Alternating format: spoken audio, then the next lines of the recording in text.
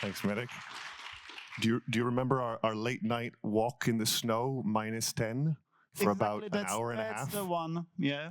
That was, if you're ever wondering, if you can't figure out what to do, take a walk in -10 for an hour and a half.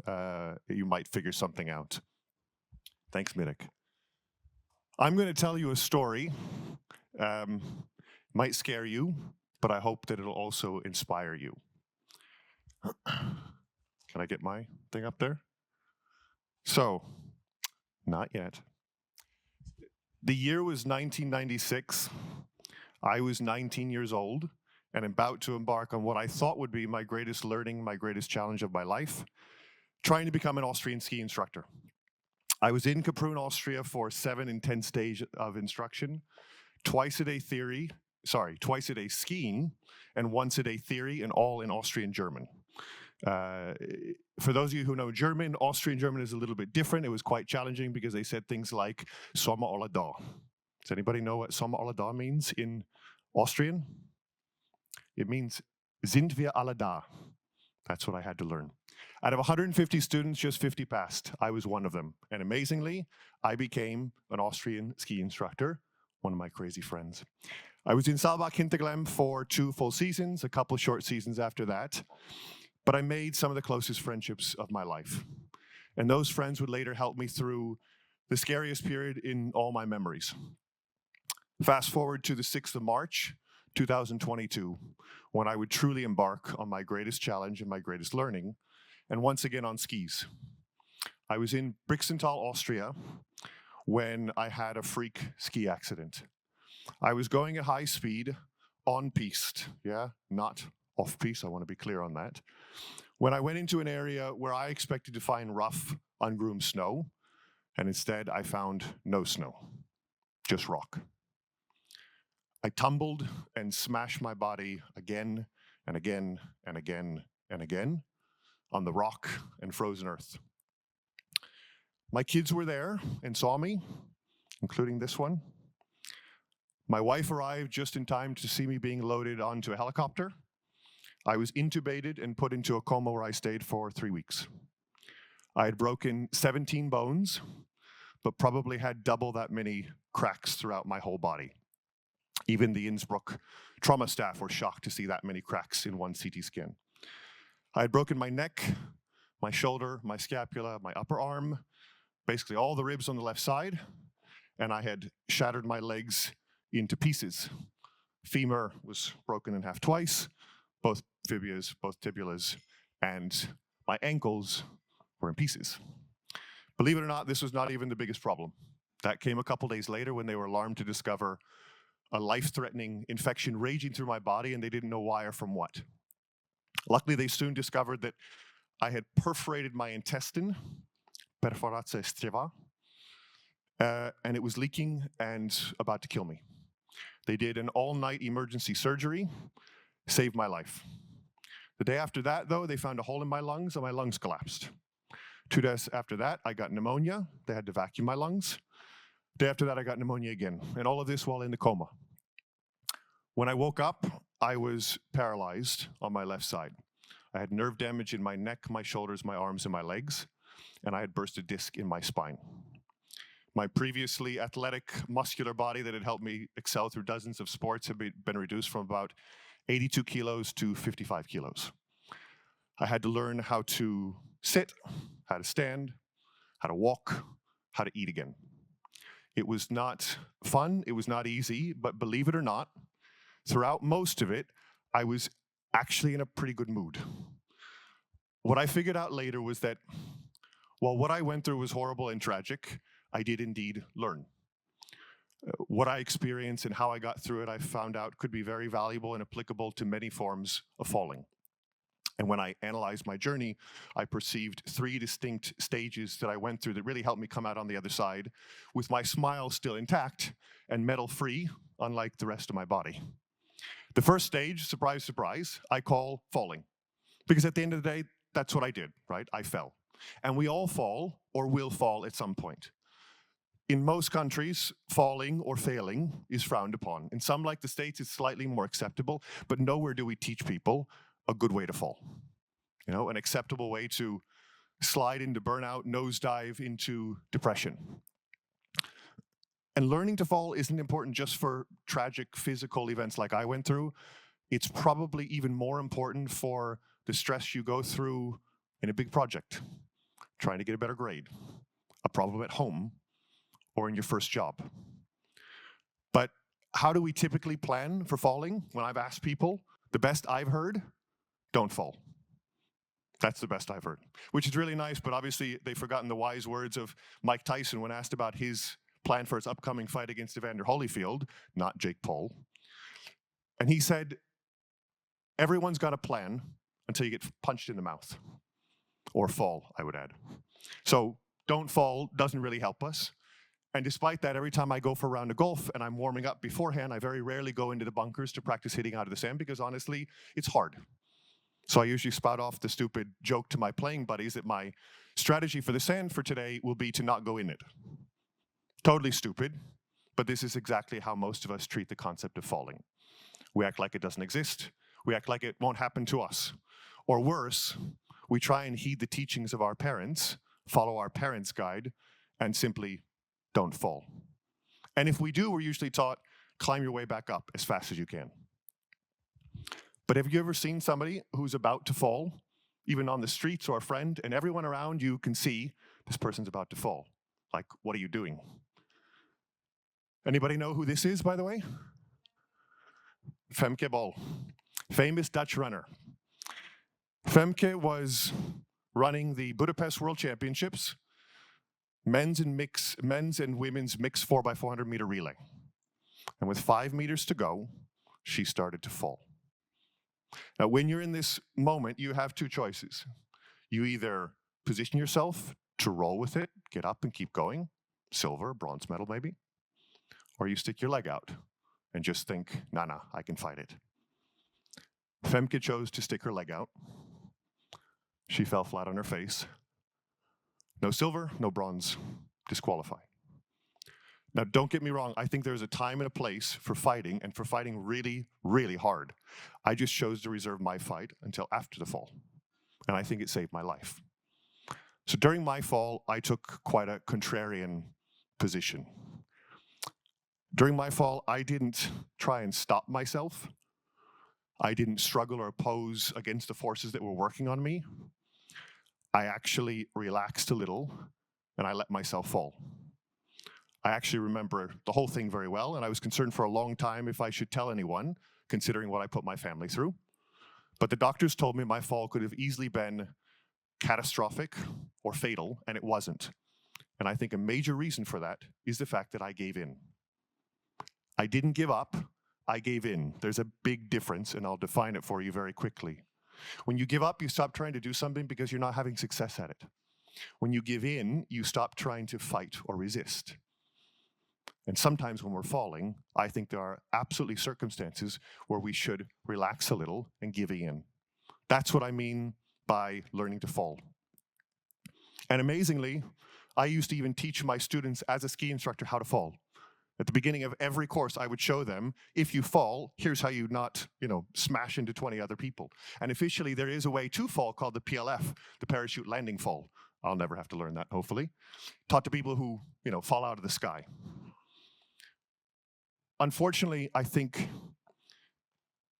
there's too much focus on defeat, and we undervalue the wisdom of surrender because we link it too closely with the damage of defeat. But retreat is not always a failure, and we should remember that. Major General Oliver Smith certainly did. At the height of the Korean War, November 1950, his 20,000 UN troops were vastly outnumbered by a larger Chinese force of 130,000. Faced with absolute complete annihilation if they didn't give up and stayed, they instead chose to execute a fighting eastern move, punctured the forces, and escaped to a port. When he was asked a couple days later by reporters why he gave up, he had this brilliant line. He said, "Gentlemen, we're not retreating.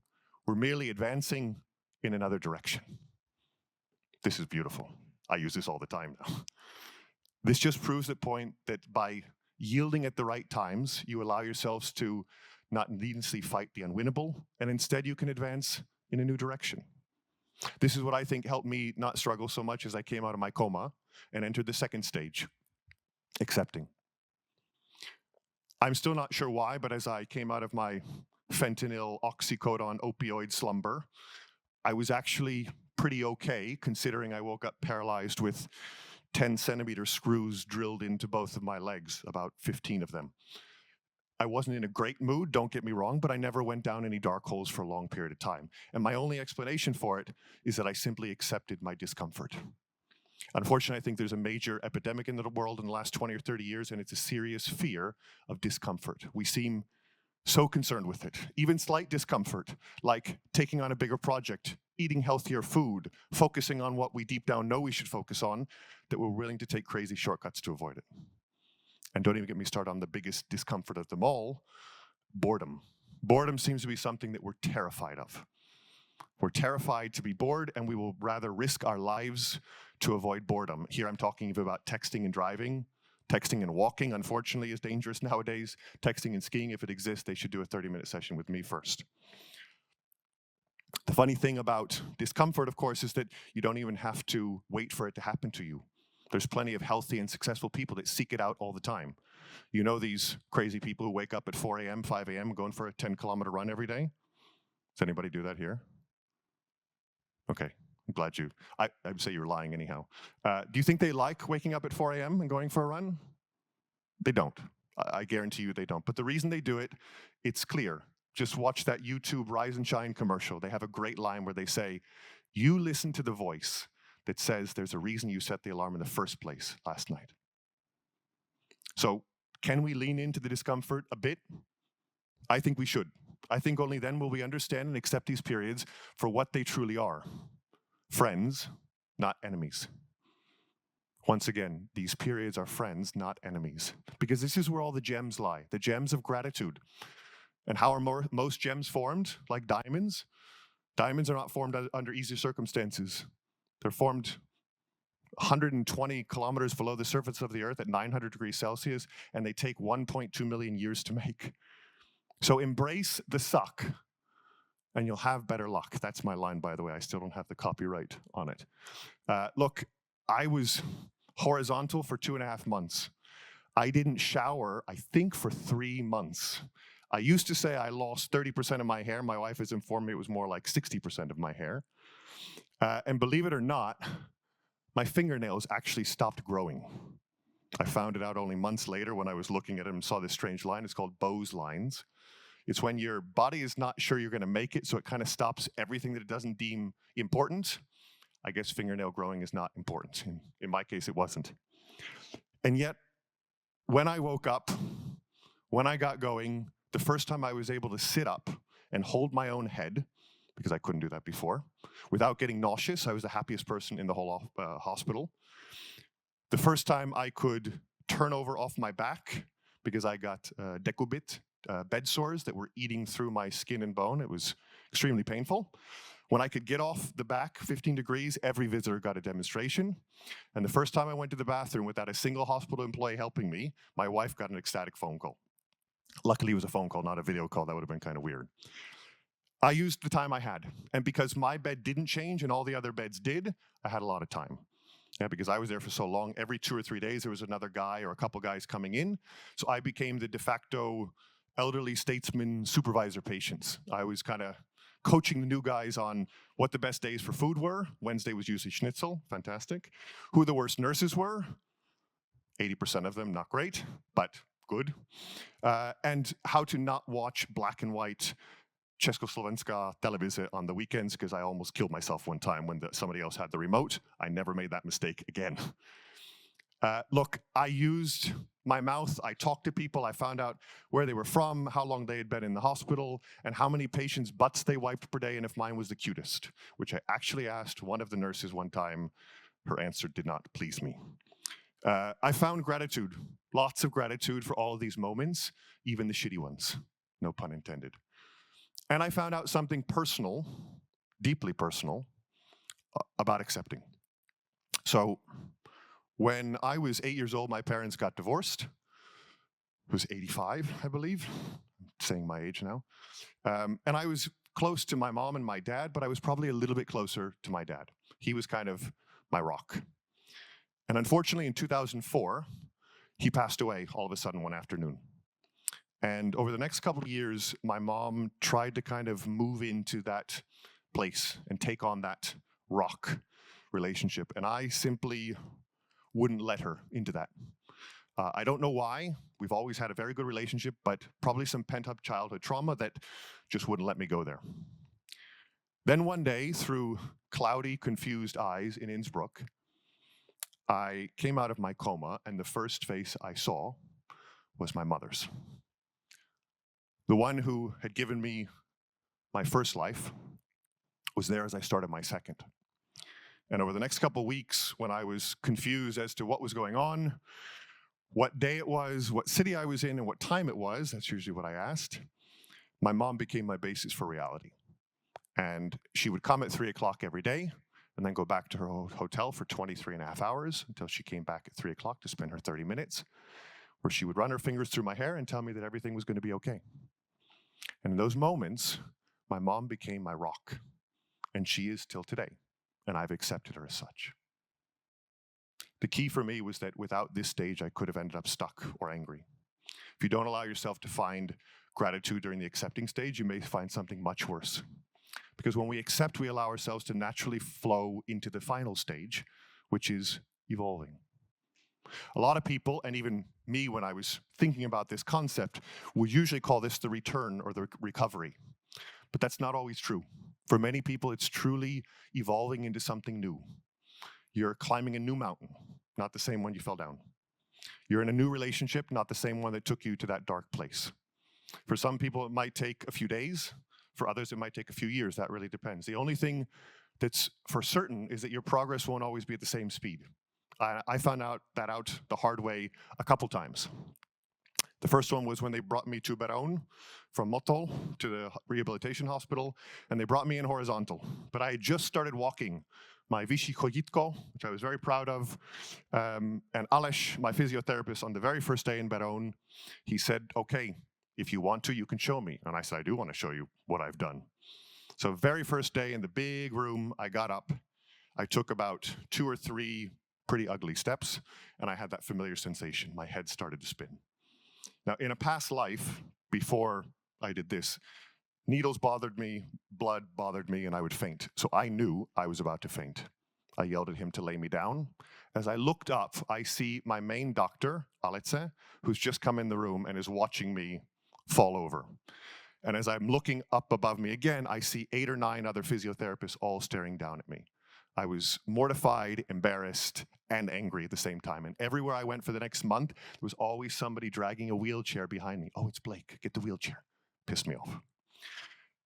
The second hiccup came probably 8 or 9 months ago, when I woke one night with horrible pain, assuming that I was going to need to have an appendix or something else out. And unfortunately, I went into Motol and they said, you have ileus. It's when your stomach stops working. And it's from the ski accident. It's scar tissue. We need to prep you for surgery.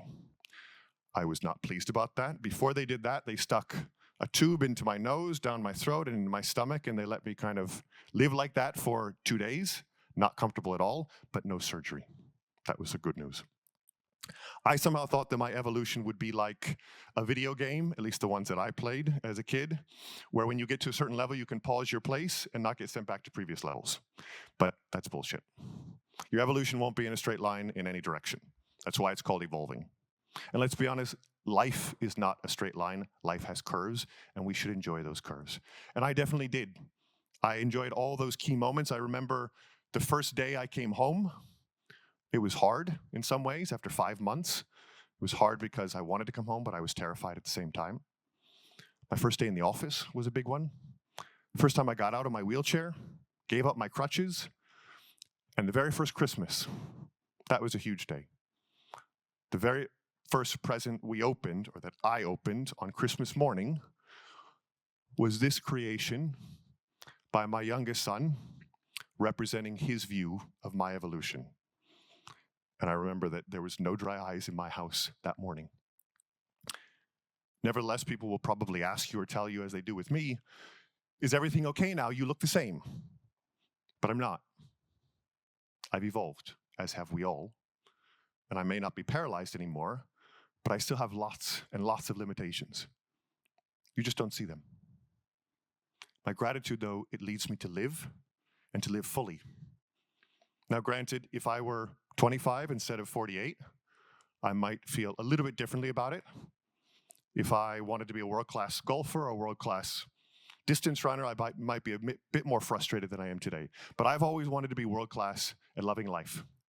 And even with half the metal of an automobile in my leg, I can still do a lot of things, just not travel through airports, which is actually not true. The first time I went through an airport, I was getting ready for, all the SWAT team to come out to review me, but I don't beep. And it was extremely disappointing, I guess is the only word I can use. I thought it would kind of be fun. I've got my little obchanka for some of my stuff in the legs, and it's titanium. It's not metal, so it's not magnetic, and it doesn't beep. Anyhow, the whole process, I've got to say, it's been pretty good to me. Falling, accepting, and evolving, it's led me to do things that I probably wouldn't have done otherwise. So the 12-month anniversary in March of 2023, I decided to take the whole family to Paris. If you had asked me before if I want to go to the top of the Eiffel Tower, my answer would have been absolutely. Where's the elevator? Instead, a couple days before I was buying the tickets, I bought elevator tickets. But right after I bought them, I knew somehow that I would never use them. And instead, on the day, my wife and I got into a small discussion, I guess it's called, because she wanted me to use the elevator, and I wanted to use the stairs. I won. I took the stairs, all 674 of them. Not easy, but I made it. Going down, I listened to my wife. I took the elevator. Number one, I want to stay married. Number two, it's actually easier. Going down would be much harder for me. And you remember Femke Bol, the Dutch runner? She was able to go through her accepting and evolving stages very quickly. Within 2 or 3 days, she entered a different event, and she won her gold medal. Then she entered another one the day after, and she won another gold medal.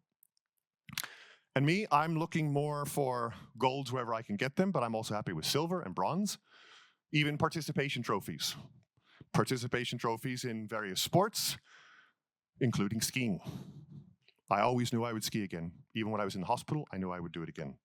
Despite the musings from some people around me, I've been skiing since I was 2.5 years old. I would need to go again. My accident was in the spring of 22. My goal was to ski by the end of 23. I knew it would be hard, really hard. I knew it would be one of these times for pushing really hard. I also knew there was the distinct possibility that I would not physically be able to do what I need to do in my skis and boots. And I had kind of come to terms with that. But luckily in my mind, I was never going for this again. I didn't need this again. Because I always kind of even think about it like a card flipping, just like that. And I remember this picture.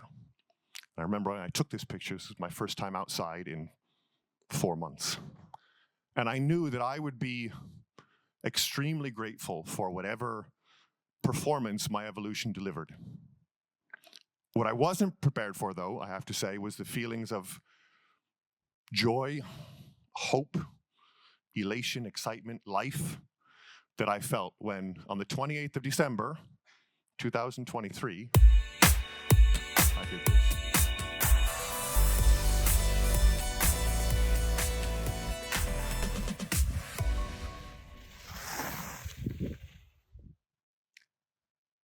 As Winston Churchill said, the definition of success is the ability to keep moving through failure without losing your sense of enthusiasm. And I never did. And I can thank only my family, my friends, especially my wife, for that. We don't always get to choose our falls, but we do get to choose how we rise from them. So my advice to you is to fall with grace, accept with courage, and evolve with purpose. And maybe you too can learn how to ski one day. Thank you.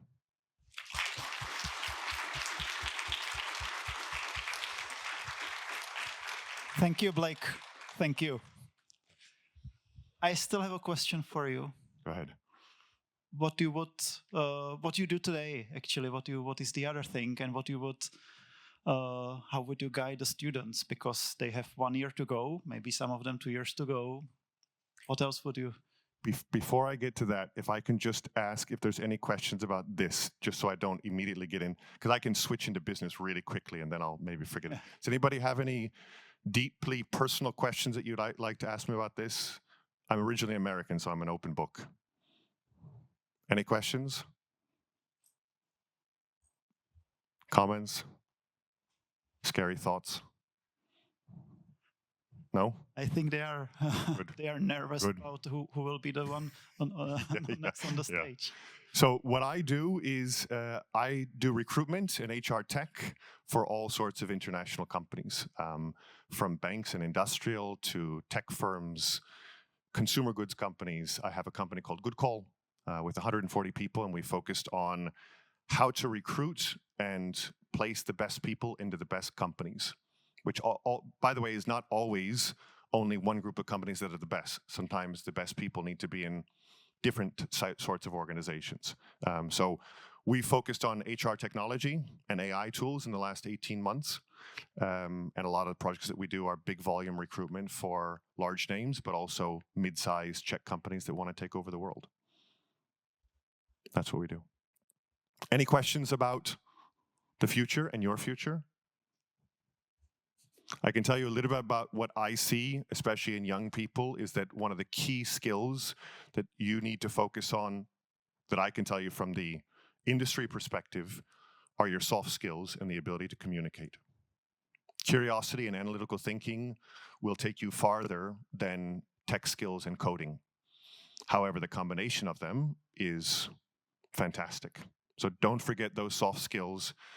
With the advent of automation and AI, the hard skills will become less and less of a trump card, but the soft skills and communication, that will take you much, much farther than some of the other hard skills. Thank you, Blake. Thank you so problem. much Thank for you. having you here.